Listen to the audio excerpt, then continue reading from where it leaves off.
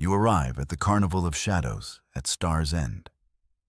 Your transport ship hums a final, weary sigh. The docking bay doors hiss open, revealing a riot of impossible color. Lights pulse across a station vast enough to hold a moon.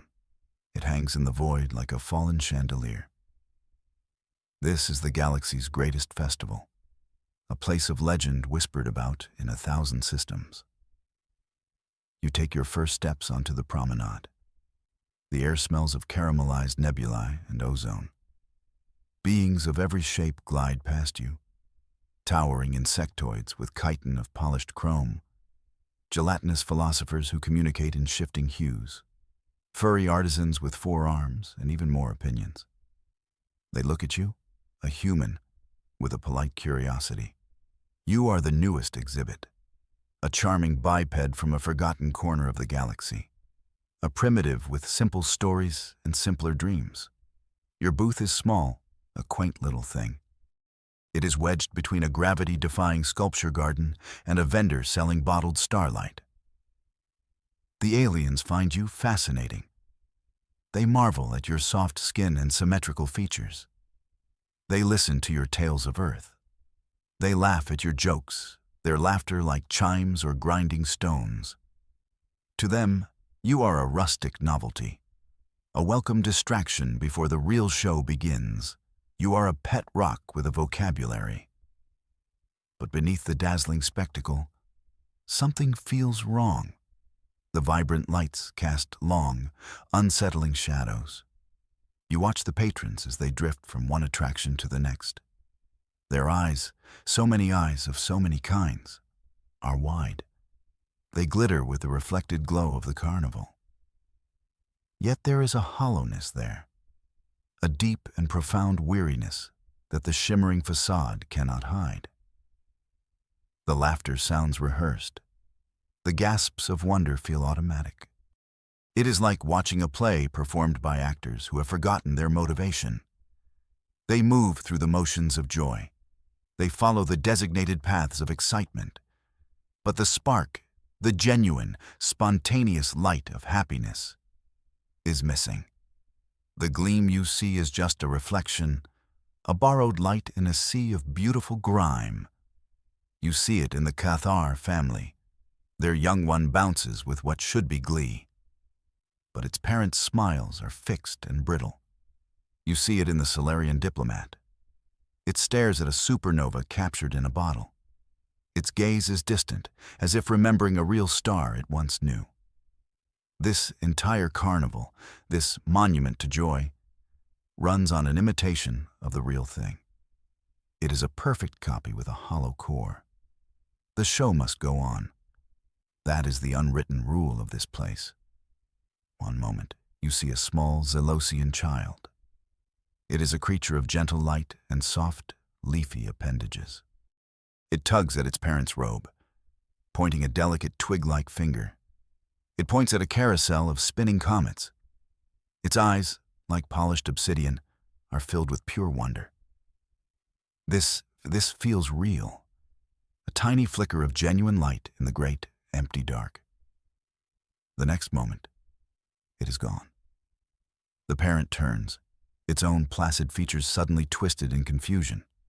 Then, a chilling emptiness. There is no cry, no shout of alarm. The parent simply stops. Its posture slackens. The brief flicker of concern fades from its face. It turns back to the promenade, its eyes once again vacant. It drifts away with the slow, unbothered crowd. The carousel of comets continues its silent, majestic spin. The music of the carnival does not falter. No one seems to notice the sudden, impossible absence. One patron less. One small, gentle life plucked from the universe. The great machine of the festival continues its grand performance. It continues without missing a single, terrible beat.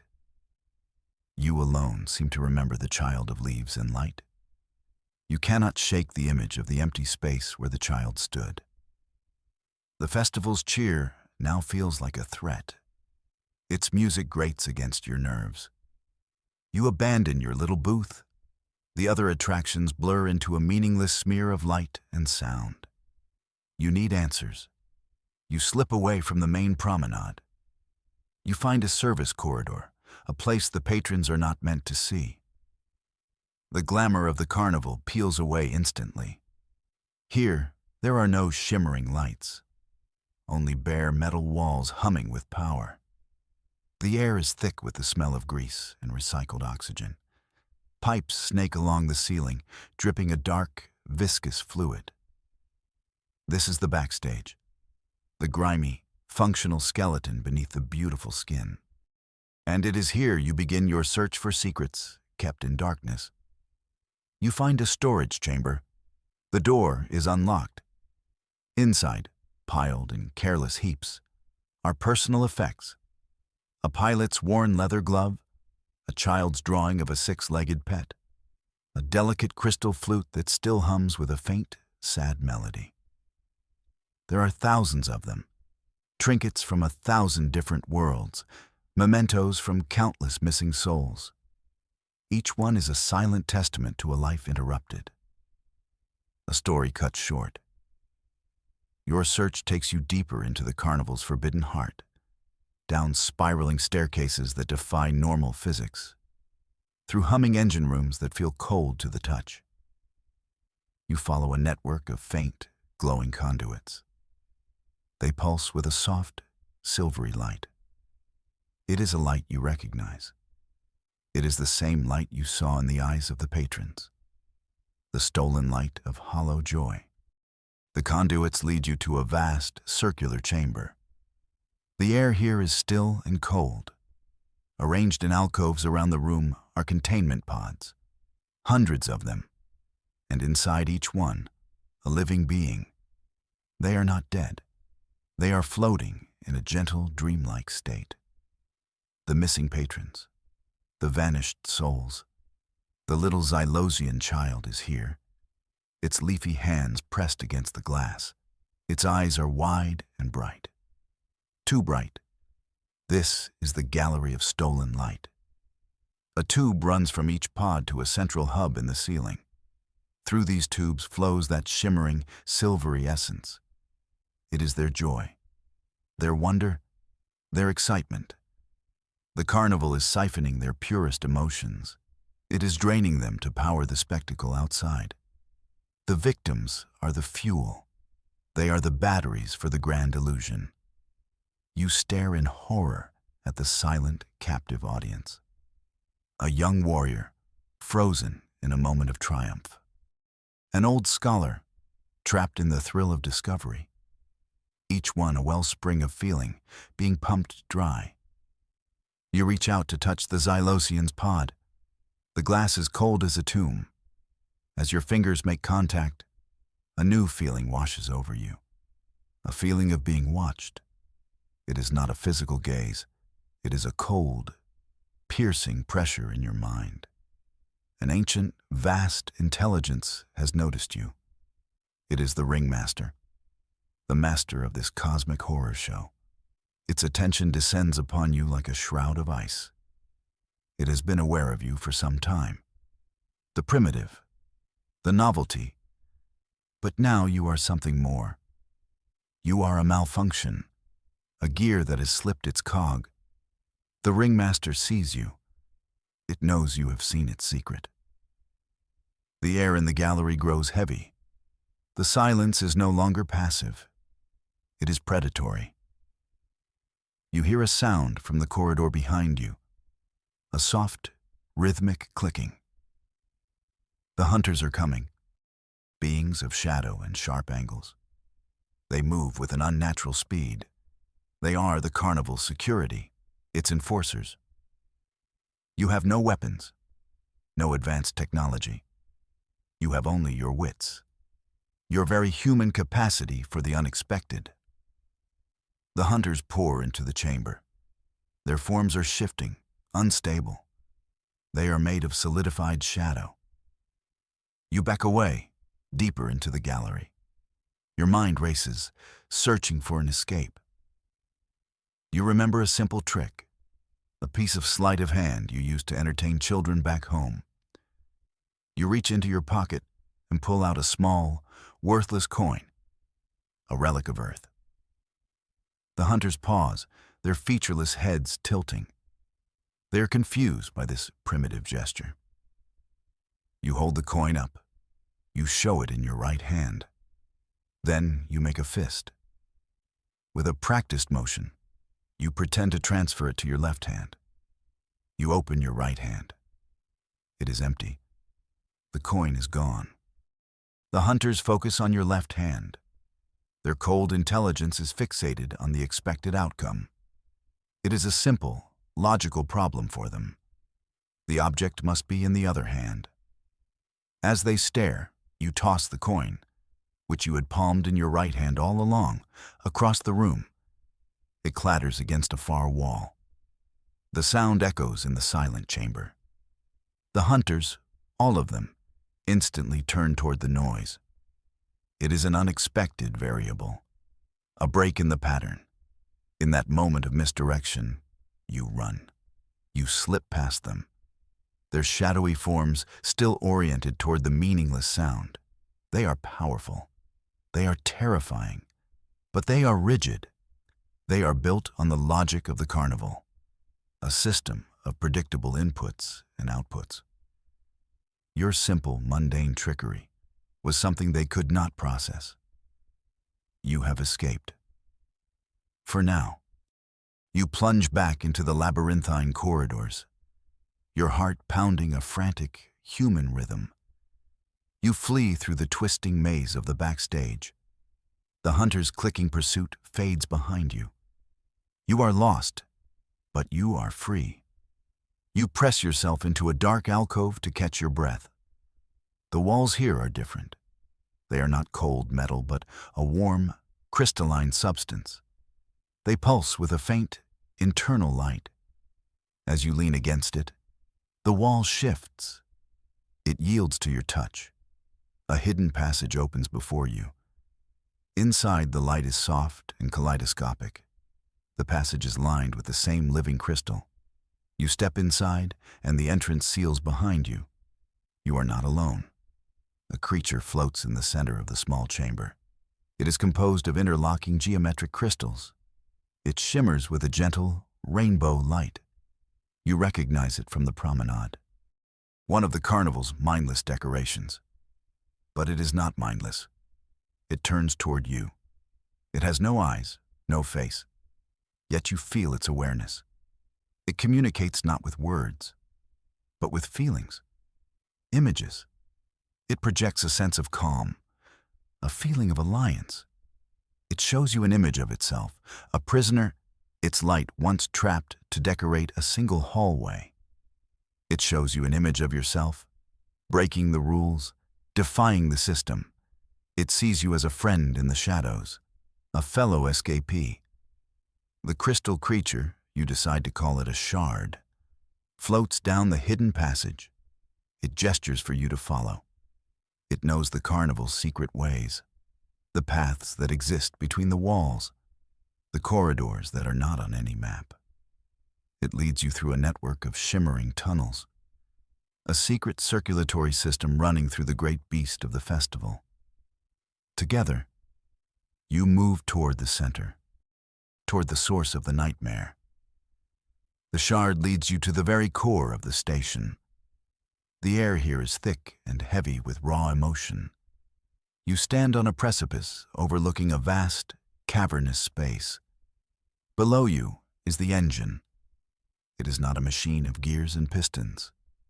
It is a living, beating heart of stolen feelings. A great, black sphere of solidified despair. It hangs suspended in the cavern by chains of crackling energy. Conduits from all over the carnival converge here. They pump their stolen light into the sphere. You see streams of siphoned joy, torrents of manufactured wonder and fear, a deep, cold river of pure terror. This is the heart of the nightmare. It pulses with a slow, sickening rhythm. With every beat, it consumes the emotions. It digests them. And it excretes the illusion of the carnival. The shard projects another series of images into your mind. It shows you the ringmaster, not as a single being, but as a consciousness born from this engine, an entity of pure, predatory order. It shows you the carnival itself, flickering like a faulty projection. It is not real, not truly. It is a shared hallucination, a psychic trap powered by the belief of its patrons and the life force of its victims. The revelation settles upon you. The carnival is a lie. Its walls are made of suggestion. Its lights are made of stolen dreams. Its power comes from belief. If the patrons, the audience, were to stop believing in the show, the illusion would falter. The engine would starve. The ringmaster would weaken. The lie that binds them all together is also its greatest weakness. The key is not to destroy the machine. The key is to shatter the belief that feeds it. You now have a purpose, a plan. With the shard as your guide, you begin your quiet rebellion. You cannot fight the ringmaster's hunters head-on. But you can fight the illusion. You can rewrite the show. You use the secret passages to move unseen. You emerge at key points in the carnival. You begin to introduce small, subtle inconsistencies, little seeds of doubt. In the middle of a grand firework display, you make one of the explosions spell out a word. Help. The patrons see it. They murmur in confusion. They dismiss it as part of the show. But the seed is planted. At the food court, you use a simple distraction to switch the flavor capsules. The patrons expecting sweet nebula nectar taste salty, bitter brine. A small thing, a simple prank. But it is another crack in the perfect facade. You work from the shadows. The shard creates minor optical illusions, a reflection that moves on its own, a shadow that does not match its owner. You leave one of the stolen trinkets, the crystal flute, on a crowded pathway. A patron picks it up. For a moment, a flicker of genuine memory and sadness crosses its face. The seamless illusion of joy is disrupted by a real, complex emotion. Your sabotage is a campaign of chaos. The ringmaster feels your interference. The perfect, orderly system of the carnival is being challenged. It cannot pinpoint your location in the hidden ways. But it knows you are the source. A war of perception begins. The ringmaster tries to reassert its control. The illusions become more intense. The music becomes louder. The colors become more frantic. It is trying to overwhelm the senses of the crowd, to drown out the small whispers of doubt you have created. You feel its will pressing down on the entire station. A psychic command to enjoy. A mental order to believe. But you push back. Your humanity is your greatest weapon. You are chaotic, unpredictable, emotional. You do not operate on the ringmaster's cold logic. You fight its grand, sweeping illusions with small, personal truths. It shows them a glorious, fictional battle. You show one of them a reflection of their own tired face. The pressure mounts. You can feel the ringmaster's frustration, its cold, ancient anger. It focuses its power, trying to locate you. It sends waves of fear through the corridors. Nightmarish apparitions flicker at the edge of vision. But the shard protects you. Its crystalline form refracts the psychic attacks. It bends the ringmaster's power, turning it back on itself. You are a ghost in its machine, a virus in its perfect code.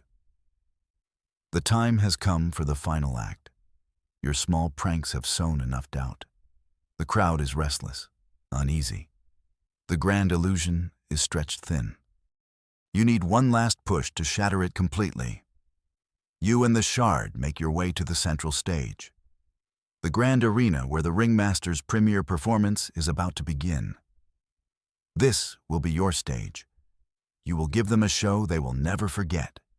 You hijack the broadcast system, The main stage holoprojectors. The shard interfaces with the Carnival's network. It feeds the system with the chaos you have created. As the ringmaster begins its grand finale, a symphony of light and sound, you cut in. Your final performance begins. You don't show them wonders from distant galaxies. You show them the truth. The giant screens flicker. Instead of cosmic vistas, they show the gallery of stolen light. The crowd sees the hundreds of captive patrons. They see the tubes siphoning their life force. They see the vacant, dreaming face of the little Xylosian child. A collective gasp ripples through the arena. The music of the carnival sputters and dies. For the first time, there is silence. Then you show them the engine, the great, black, beating heart of the nightmare. And finally, you use the ringmaster's own power against it. You project an image not of its grand illusions, but of its true self, the monstrous, parasitic consciousness born of the engine, a being of insatiable hunger and cold, empty control. The grand illusion shatters. The lie is exposed for all to see. Belief breaks, like glass.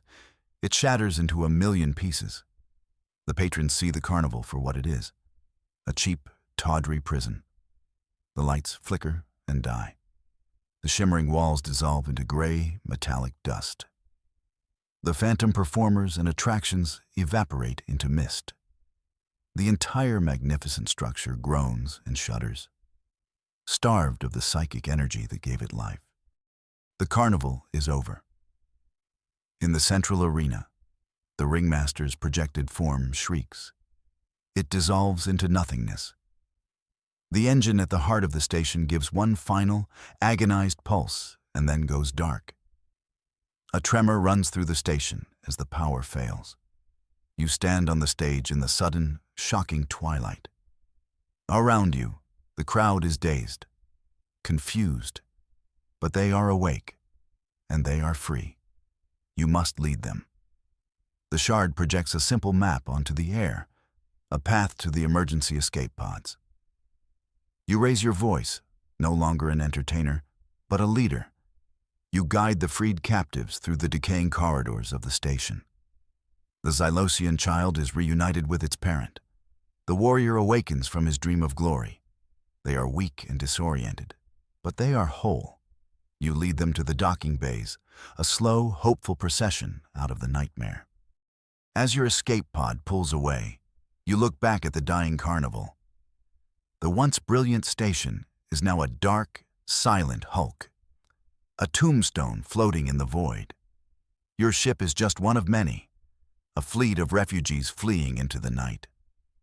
On the comms channels, the stories have already begun. Whispers of the strange, primitive creature who saw the truth. The human who used simple tricks to unravel a cosmic horror. They don't know your name. They just know your deeds. You were the one who walked into the shadow and brought back the light. You were the one who saw the lie behind the gleam. Your story spreads from ship to ship. It will be carried to 100 different systems, 1,000 different worlds. A legend ignites in the darkness between stars. The tale of the human who broke the carnival of shadows and showed the galaxy that even the most powerful illusions can be broken by a single, stubborn truth.